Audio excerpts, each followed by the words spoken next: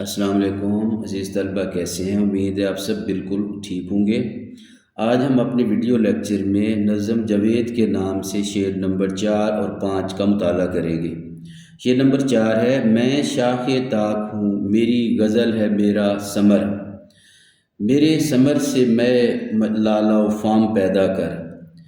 شاخ انگور کی بیل کی ٹہنی، غزل شاعری، میں خالص سرخ شراب۔ مفہوم: میں انگور کی بیل ہوں اور میری غزل یعنی شاعری میرا پھل ہے، اسی سے فائدہ اٹھا کر زندگی میں اعلیٰ مقام حاصل کر۔ اس تشریح طلب شعر میں علامہ اقبال رحمۃ اللہ علیہ اپنے بیٹے جاوید اقبال اور تمام مسلمان جوانوں سے مخاطب ہو کر بیان کرتے ہیں کہ اے نوجوانان اسلام، مجھ سے اور میرے افکار سے فائدہ اٹھاؤ۔ میں انگور کی بیل کی طرح ہوں جو لذیذ، خوشگوار اور قوت بخش پھل دیتی ہے۔ میری شاعری انگور کے اس پھل کی مانند ہے جو دیکھنے میں خوبصورت، خوشگوار اور کھانے میں ذائقہ دار اور قوت بخش ہوتا ہے، جس سے شراب اور دیگر شربت بھی بنتے ہیں۔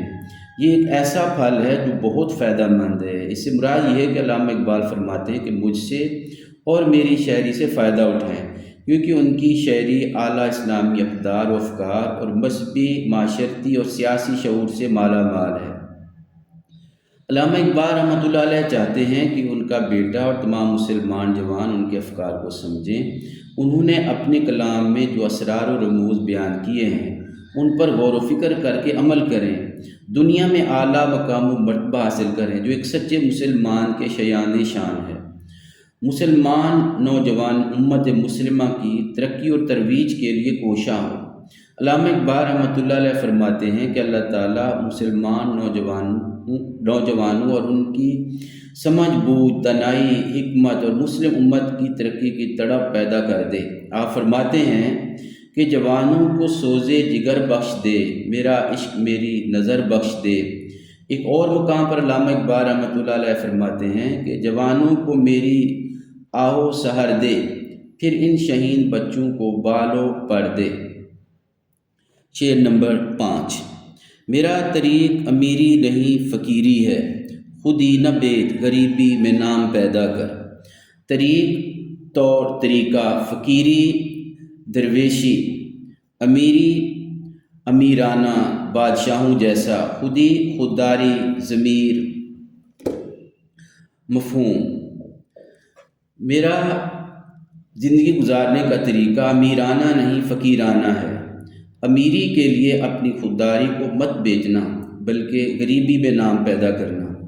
اس تشریح طلب شعر میں علامہ اقبال رحمۃ اللہ علیہ اپنے بیٹے جاوید اقبال اور تمام مسلمان جوانوں سے مخاطب ہو کر بیان کرتے ہیں کہ اے نوجوانان اسلام، میرا زندگی گزارنے کا طریقہ امیرانہ نہیں بلکہ فقیرانہ ہے۔ میں نے اپنی زندگی میں فقر کو اپنایا ہوا ہے۔ میرا رہن سہن درویشوں جیسا ہے۔ مجھے دنیا کے مال و زر اور دنیا کی خواہشوں سے کوئی سروکار نہیں، اسی میں میری بڑائی ہے۔ تو آپ بھی اپنا رہن سہن، زندگی بسر کرنے کا طریقہ فقیرانہ طرز پر اپنائیں۔ دنیا کے مال و دولت، ہوس سے خود کو بچا لیں، اسی میں ہماری نجات اور کامیابی ہے۔ علامہ اقبال رحمۃ اللہ علیہ فرماتے ہیں کہ کبھی بھی میری امیری یا دنیا کی خاطر اپنی خودداری کا سودا نہ کرنا، کبھی بھی خودی کو نہ بیچنا، بلکہ غریبی اور فقیری میں اپنا مقام پیدا کرنا، اسی میں ہماری عزت و آبرو ہے، یہی ہماری بڑائی ہے۔ بقول شاعر: تیری زندگی اسی سے، تیری آبرو اسی سے، جو رہی خودی تو شاہی، نہ رہی تو رسائی۔ علامہ اقبال رحمۃ اللہ علیہ کا فلسفہ خودی مشہور ہے۔ فلسفہ خودی اپنی ذات کی پہچان اور انسانیت کی میراث، حب رسول، معرفت الہی کا نام ہے۔ فلسفہ خودی کو سمجھنے کے لیے قرآن و سنت کی تعلیمات حاصل کرنا ضروری ہے۔ خودی انسان کو سوائے اللہ تعالیٰ کے کسی اور کے آگے نہیں جھکنے دیتی اور نہ ہی کسی کا محتاج ہونے دیتی ہے۔ خودی انسان کو اللہ تعالیٰ اور رسول اللہ صلی اللہ علیہ وسلم کی رضا کا پیکر بناتی ہے۔ اس لیے علامہ اقبال رحمۃ اللہ علیہ نے فرمایا: خودی کو کر بلند اتنا کہ ہر تقدیر سے پہلے خدا بندے سے خود پوچھے، بتا تیری رضا کیا ہے۔ امید ہے کہ آپ کو ان دو اشعار کی سمجھ آ گئی ہوگی۔ اللہ حافظ۔